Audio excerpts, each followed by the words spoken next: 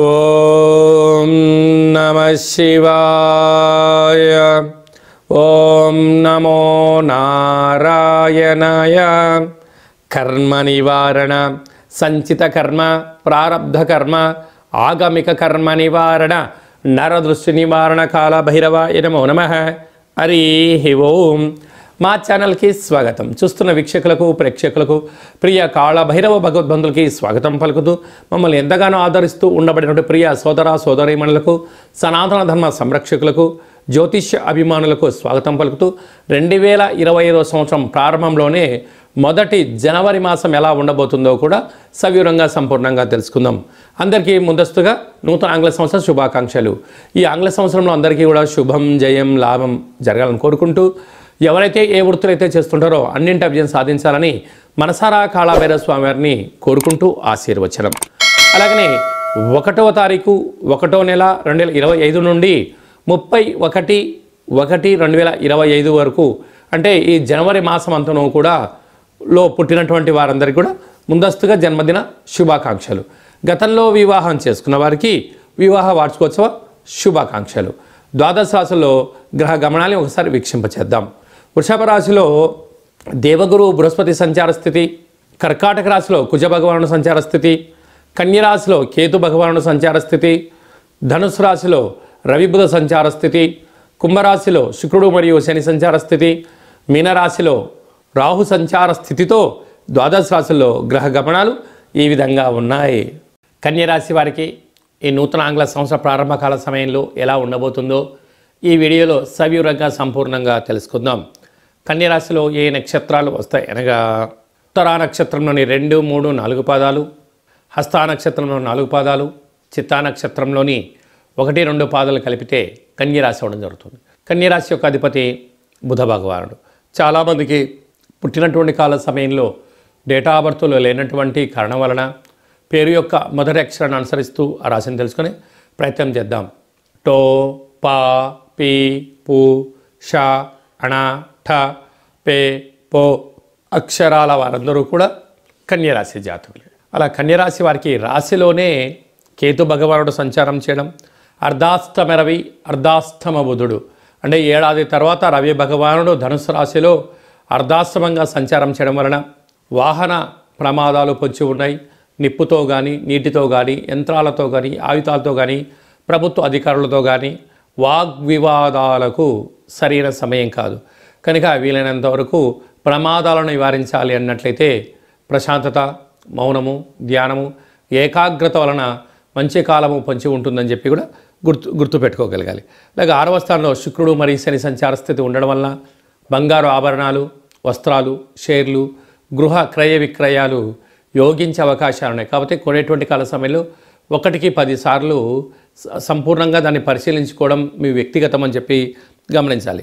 7వ స్థానంలో రాహు సంచార స్థితి ఉండడం వల్ల ప్రేమికుల మధ్య సయోధ్య, భార్యాభర్తల మధ్య అన్యోన్యత, వివాహ ప్రయత్నం చేసేవారికి వివాహ ప్రయత్నం కలిసి రావడం జరుగుతుందని చెప్పి కూడా గుర్తుపెట్టుకోగలగాలి. భాగ్యస్థానంలో దేవగురు బృహస్పతి సంచారం చేయడం వలన వివాహమైన దంపతులకు పుత్ర పుత్రిక సంతాన యోగము, చదువులు, అభివృద్ధి, షేర్లు, క్రయ విక్రయాలు, ఆనందము కన్యరాశి వారి సొంతం కాబోతుంది. లాభస్థానంలో కుజుడు సంచారం చేయడం వలన స్థిరాస్తులు, చరాస్తులు, షేర్లు, అద్భుతమైన పెట్టుబడులు, అధిక ఆదాయం వచ్చేటువంటి సమయం ఆసన్నమైందని చెప్పి గుర్తుపెట్టుకోగలగాలి. ఈ వీడియో మీరు చూస్తున్నారు అన్నట్లయితేనే కాళభైరవ స్వామి స్మరణ చేసే సమయం ఆసన్నమైంది. కాళభైరవ స్వామి యొక్క దర్శించే అదృష్టం కలగబోతుంది. కలియుగ కాలంలో నరదృష్టిని, శత్రు ప్రభావం తొలగించే ఏకైక శక్తి కాళభైరుడే కనుక కాళభైరవ స్వామి స్మరణ, ధ్యానము, ముడుపు, దీపం పెట్టే సమయం ఆసనమని చెప్పి గుర్తుపెట్టుకోవాలి. ఒక్కసారి కాళభైరవ స్వామిని స్మరించినా, ధ్యానించినా, ముడుపు కట్టినా, దీపం పెట్టినా జీవితకాలం ఉన్నతమైన విజయాన్ని కలిగిస్తాడు అని చెప్పి గుర్తుపెట్టుకోగలగాలి.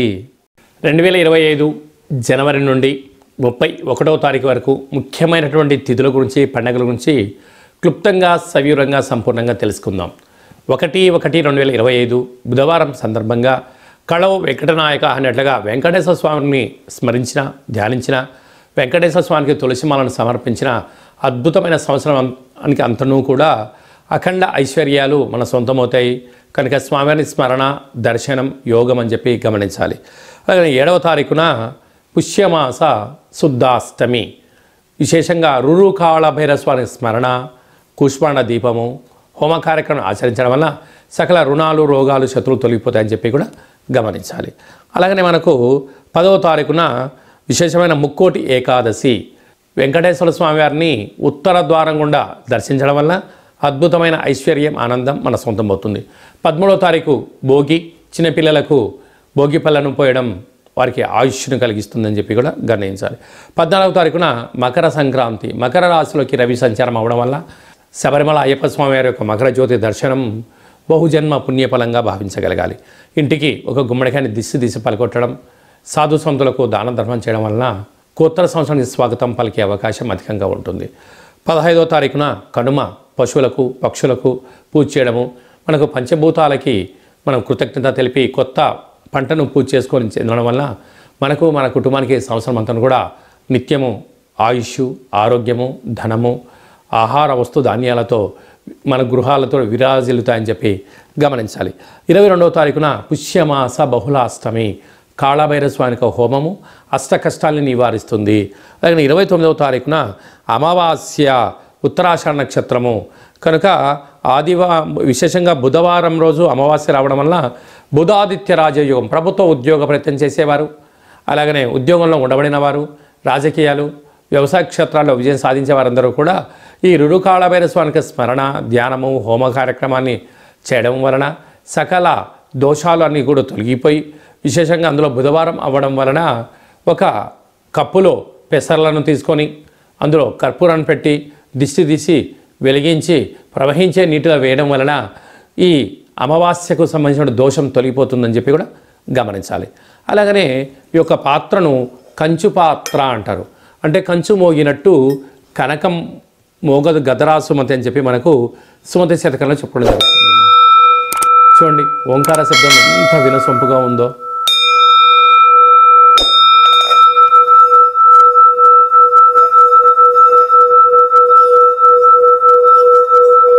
ఈ ఒక ఓంకార శబ్దాన్ని ఇంట్లో ఇలా మనం ఏర్పాటు చేసుకోవడం వల్ల ఇంట్లో ఉండబడినటువంటి జ్యేష్ఠాదేవి బయటికి వెళ్ళిపోవడం, గ్రామంలో సంచరించిన మహాలక్ష్మీదేవి అమ్మవారు అన్నింటికీ స్వాగతం పలుకుతుందని చెప్పి గమనించాలి.